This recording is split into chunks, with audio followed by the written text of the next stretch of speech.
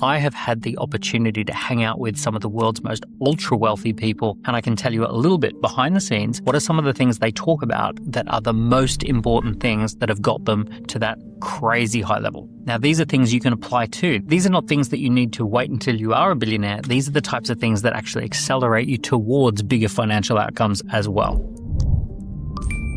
Now, the first thing that I've learned from being around the top 0.0001% of people in the economy is that they are incredibly lucky, but they are in control of that luck. Luck is a massive role in success, and all of us are going to experience varying degrees of luck. But here's the interesting thing about luck. Luck is not something that is an on-off switch. It's a dimmer switch, and there's something called the odds of luck happening. So there's not just lucky breaks, there's the odds of a lucky break. You're not in control of the lucky break, but you are in control of improving the odds. So this is something that billionaires absolutely understand, the difference between luck and improving the odds. So if I sit at home on the couch doom scrolling or watching Netflix, I have reduced the odds of anything lucky happening today. If I go out networking, I go out to a private dining experience with a group of interesting people, I've just increased the odds of luck happening. So the simple idea here is, what can you be doing to increase the odds of luck? And let me give you a few things. The more people you pitch to, where you tell them what it is you're trying to achieve, the luckier you get. The more people you hang out with who are achieving big things, the luckier you get. The more you study trends and you understand what are the current trends and what are the things that are happening in the world that are very, very on brand, on market, that are creating new success stories, the luckier you get. So you can be doing things that improve your luck at any given time. Now, I can't tell you that that lucky break's going to arrive on Tuesday at 3 p.m., but I can tell you if you keep doing things that improve the odds, you are going to eventually have a lucky break whenever that shows up. Now, one person who massively talks about luck all the time is Richard Branson. If you ask Richard Branson how he became Richard Branson, he talks about a series of lucky breaks, lucky timing, lucky experiences, lucky people in his life. He talks a lot about the fact that he has been an incredibly lucky guy. But what people rarely pick up on is that he put so many irons in the fire that one of them was eventually going to become lucky. He started 400 companies and a lot of them failed, but a couple of them became wildly successful. He signed up hundreds of artists to his music label, and most of them did not become superstars, but a few of them became superstars. He was doing a lot of things, and he was doing enough things where he increased the odds of one of those things being wildly successful. So here's the question. Are you starting enough companies? Are you creating enough new products? Are you out there pitching? Are you creating a video on YouTube that explains who you are and what you do and why it's valuable? Are you putting yourself out there enough? Like, all of those things are impacting your odds of success actually finally showing up. And if you're not doing many of those things, you are massively diminishing your odds of success. So if you want to be like billionaires, recognize that you are not in control of when luck shows up, but you are in control of the odds. The second thing that I've noticed about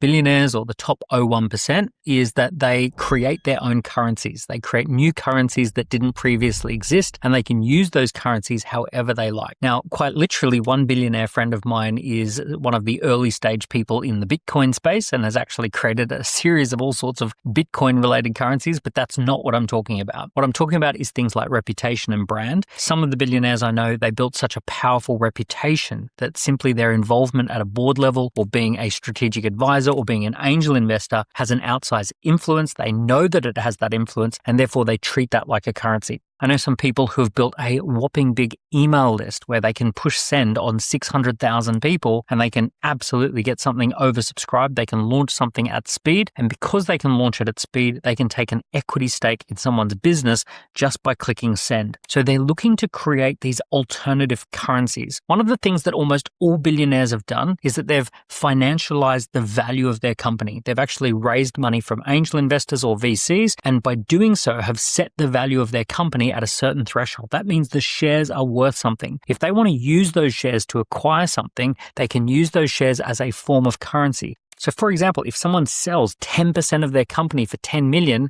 that values the whole company at 100 million. If they want to use another 10% of their company to go and buy a $10 million company, they can say, hey, we're going to do a share swap where we use the shares in this company to buy the shares in this company. And now we've used this made up currency that we invented, which is this company's shares, to go and acquire this real other asset over here, which is another company's shares. So the ability to create currencies. Now, what most people do is they think that there are only a few currencies currencies that really exist. They treat their time as a currency, which means they're willing to trade their time. They treat British pounds or US dollars or Japanese yen or euros as a currency, which means that they will trade their time for any of those currencies. And that is a very basic, very low-level way to view currency. What if you could actually think outside the box and say, my shares could be a currency, my reputation could be a currency, my brand, my database, my social media following, all of these things could be used as a currency to acquire stakes in ventures. Now, you might think that this is something that only some billionaire could do when they float on the NASDAQ. This is not true at all. I've seen startups launch a business. They bring together an advisory board. They bring together someone who does a commitment for a distribution agreement. Based on those few commitments, they raise some money from angel investors, and those angel investors value the business at 4, 5, 6 million and invest at that value. And as soon as all of that happens, they now have a currency. They can use that currency to incentivize a great person to join the team or to do an acquisition, all sorts of different things. In this new digital economy, even something like follow account can be a currency. If I've got 30 or 40,000 followers on LinkedIn, then that could be used as a influencing chip to get myself on a board seat, and it could be used to get a stake in the business. It could be used to justify the value of my time. I could then use the value of that time to take shares instead of cash flow, right? There's all sorts of things that I can do just by building that currency. The next one I want to share with you is the difference between reverse engineering the future and forward engineering the past. Forward engineering the past is what most people do. They think about, what is the past? What have I done up until this point? What do I do tomorrow? Reverse engineering the future is a different way of thinking about things. It's about projecting yourself forward 3 years into the future and thinking exactly what it is that you're trying to build. This is where you know how many people are on the team, how much revenue you do, how much profit you do, what products you sell,